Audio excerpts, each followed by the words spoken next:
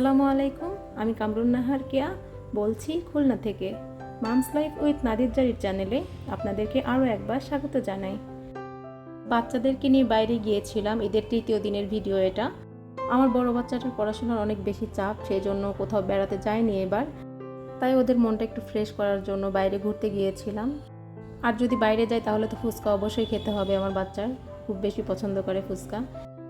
ধনিয়া পাতা আর টমেটো শেষ হয়ে গিয়েছিল, তো সেগুলো নিয়ে এসেছে, আমি একটু গুছিয়ে রাখছি। টমেটো এবং ধনিয়া পাতা রান্নায় আমার খুব বেশি ব্যবহার করা হয়, সেজন্য কিনে রেখে দেওয়া হয়।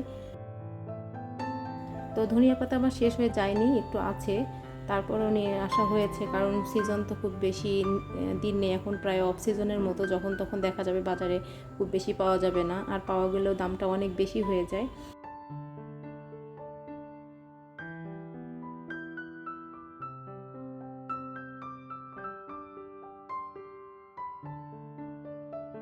এভাবে পরিষ্কার করে না ধুয়ে বক্সের মধ্যে যদি রেখে দেওয়া যায়, ধনিয়া পাতাটা অনেক দিন থাকে। পলিথিনের মধ্যে রাখলে বেশি দিন থাকে না, পচে যায়। যতই শুকনো অবস্থায় রাখা হোক না কেন, খুব বেশি দিন থাকে না। এভাবে বক্সের মধ্যে রাখলে অনেক দিন পর্যন্ত ভালো থাকে, একদম টাটকা থাকে, পচে যায় না। এটা হচ্ছে আমার বাবার বাড়ি থেকে আম পাঠিয়েছে বলতে আমার বোনরা নিয়ে এসেছে। এখন বাসায় খুবই উৎসব আমেজ চলছে। আগেও আম পাঠিয়েছিল, তো এবার আসার সময় আরও কিছু আম নিয়ে এসেছে। আসলে আমাদের অনেক বেশি আম খাওয়া হয়েছে, যেহেতু সাতক্ষীরার আশেপাশে থাকি, আর এই এলাকা আমের জন্য খুবই বিখ্যাত। অনেক আম খাওয়া হয়ে গিয়েছে, অলরেডি 50 কেজি প্লাস আম খাওয়া হয়ে গিয়েছে আমাদের। তারপরেও বাড়ি থেকে আম পাঠিয়েছে, কারণ এটা হচ্ছে ভালোবাসা, এটা কিন্তু শুধু আম না। তো আমরা যে কথাগুলো বলছিলাম সেই ভিডিওটা আমি রেখেছি, কারণ পরবর্তীতে যখন আমরা ভিডিওটা দেখব আমাদের সেই স্মৃতিগুলো মনে পড়ে যাবে। এটা তো আমাদের এটা এটা না, এটা মারিয়ামের দাদু বাড়ি না, এটা একদম দিয়েছিল খাইতে, মাছ না কাঁচা আম কেটে খেতে। তাহলে ওকে আনিস নাই, আমি বললাম আমি তুলে খেতে। এটা না, এটা এই যে এটা মারিয়ামের গাছের আম, আর ছোট আমগুলো দেন, এটা মারিয়ামের গাছের আম। আর এই জামগুলো আমার বোনেরা নিয়ে এসেছে। আমাদের বাড়িতে জাম গাছ আছে এবং অনেক নাকি জাম ধরেছে আলহামদুলিল্লাহ, কিন্তু আমাদের বাড়িতে গাছে ওঠার মতো লোক নেই, এই জন্য জামগুলো পচে পচে যাচ্ছে, অনেক জাম নাকি পড়ে গিয়েছে, পচে গিয়েছে। আমার বাচ্চা অনেক বেশি জাম পছন্দ করে, ওর জন্য জাম না আনলে তো হবেই না। তো আমার বোন বলছিল যে জাম আরও নাকি ছিল আমাদের জন্য রাখা, সেগুলো নাকি আনা হয়নি। এই মাংসটা আমাদের বাড়ি থেকে নিয়ে এসেছে, সেটা এখন রান্না করছি, কারণ ফ্রিজ থেকে বের করে নিয়ে এসেছিল, তো আস্তে আস্তে বরফ ছাড়িয়ে গিয়েছে, আর বরফ নেই, মাংসটা নষ্ট হয়ে যাবে, সেজন্য আগে রান্না করে নিচ্ছি। এগুলোই আমাদের বাড়ি বলতে বাবার বাড়ি বুঝিয়েছি, আসলে মেয়েদের বাবার বাড়িও নিজেদের বাড়ি বলি, আবার শ্বশুর বাড়িটাও নিজেদের বাড়ি বলি, অথচ একটা বাড়িও নিজেদের না। তো যাই হোক, মাংসটা রান্না করছি, এটা হচ্ছে দুপুরের জন্য রান্না করছি। তো এইটা হচ্ছে যেদিন আমার বোনরা আসছে সেই দিনের রান্না।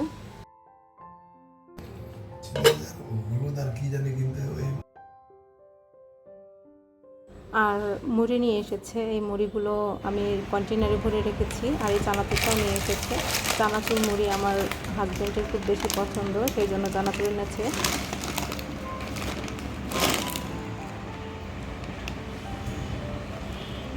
এই চানাচুরটা আমারও খুব বেশি পছন্দ। আর যে ভিতরে প্যাকেটটা দেখতে পাচ্ছেন চানাচুরের, এটা বোনের হাজব্যান্ড এনেছে, এটা আমার ছেলের খুব পছন্দ।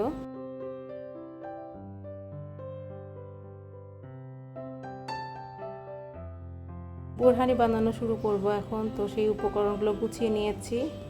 আর প্রথমে বানাচ্ছি হচ্ছে বুরহানি, কারণ বুরহানিটা দুপুরের খাবারের পরে খেতে হবে, আর অবশ্যই ঠান্ডা করে খেতে হবে। আমি বানিয়ে ফ্রিজে রেখে দিব, সেই জন্য এটাই আগে বানাচ্ছি। আমরা টোটাল 8 থেকে 9 জন ছিলাম, তো আমি যে পরিমাণ বানাচ্ছি এই পরিমাণ 8 থেকে 9 জনের জন্যই বানিয়েছি।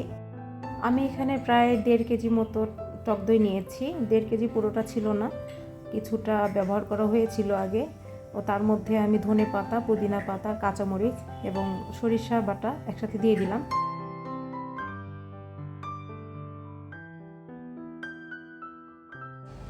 সব কিছু একসাথে ব্লেন্ড করে একটা পাত্রের মধ্যে ঢেলে নিয়েছি। তার মধ্যে আমি দিয়ে দিলাম 1/2 কাপ পরিমাণ চিনি, আর 1 টেবিল চামচ পরিমাণ দিলাম বিট লবণ। এটা ভালোভাবে মিশিয়ে নিতে হবে। তারপরে একটু স্বাদ মতো লবণ দিচ্ছি, টেস্ট করে দেখে তারপরে লবণটা অ্যাড করতে হবে। এটা আমি ছেঁকে নিয়েছি, কারণ খাওয়ার সময় মুখে বাঁধবে এইগুলো, সেই জন্য আমি ছেঁকে নিয়েছি। এবারে আমি 1 টেবিল চামচ পরিমাণ টালা জিরা দিলাম। এটা ভালোভাবে মিশিয়ে তারপরে নর্মাল ফ্রিজে রেখে দিতে হবে 1 থেকে 1.5 ঘন্টার জন্য, তাহলে ঠান্ডা হবে। তো এটা হচ্ছে বিকেলের নাস্তা করার জন্য ফালুদা বানাচ্ছি। আমি 2 লিটার পরিমাণ দুধের মধ্যে ফালুদাটা বানিয়েছি। আনারটার একদমই কালার হয়নি, এ সময় নাকি আনারের কালার হয় না। কলাগুলো আগে কেটে রাখা ছিল, সেই জন্য কলাগুলো কালো হয়ে গিয়েছে। কলা বেশি সময় কেটে রাখা যায় না, তাহলে কালো হয়ে যায়। কলা, আপেল এগুলো কেটে রাখলে কালো হয়ে যায়।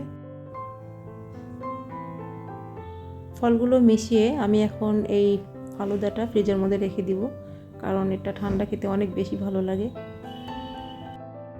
আমার ভিডিওটি যারা এই পর্যন্ত দেখছেন, যদি কারোর ভালো লেগে থাকে তাহলে প্লিজ আমার চ্যানেলটি সাবস্ক্রাইব করবেন আর পাশে থাকা বেল আইকনটি প্রেস করে দিবেন পরবর্তীতে নোটিফিকেশন পাওয়ার জন্য।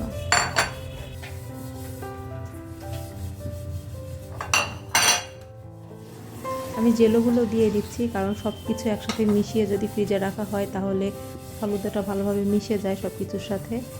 উপরে আমি একটু চেরি ফল দিচ্ছি কালারফুল হওয়ার জন্য, আর যেহেতু কালার বেশি নেই সেজন্য চেরি ফল দিলাম।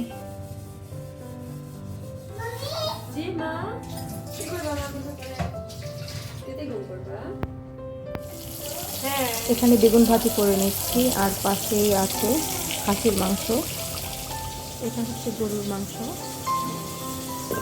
আর এখানে পোলাও আছে, এটাও পোলাও, আর পাশে ভাত রান্না করেছি।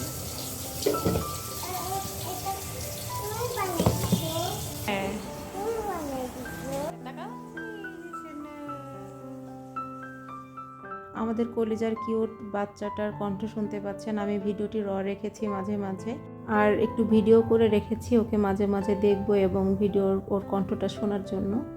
আর ও ড্রেসের প্রতি ওর খুবই ইন্টারেস্ট, এবং মাঝে মাঝে আমাকে ড্রেস এনে দেখায় আর বলে এটা কি তুমি বানিয়ে দিয়েছো। সব সময় তোতা পাখির মতো বলতেই থাকে। আসলে ও চলে গিয়েছে, আমার মনে হচ্ছে কলিজাটা ছিঁড়ে যাচ্ছে। আবার জানি না কবে দেখা হবে। আসলে খুব বেশি সময় পাবো না এবছর কোথাও যাওয়ার, সেজন্য যাওয়াও হবে না, দেখাও হবে না। এই তো আমার রান্না বান্না সব হয়ে গিয়েছে, আমি টেবিলে সার্ভ করে দিয়েছি। এখন সবাই এসে খাওয়া দাওয়া করবে। আজকের মতো এই পর্যন্তই। আপনারা সবাই অনেক ভালো থাকবেন, আমার জন্য দোয়া করবেন। আল্লাহ হাফেজ, আসসালামু আলাইকুম।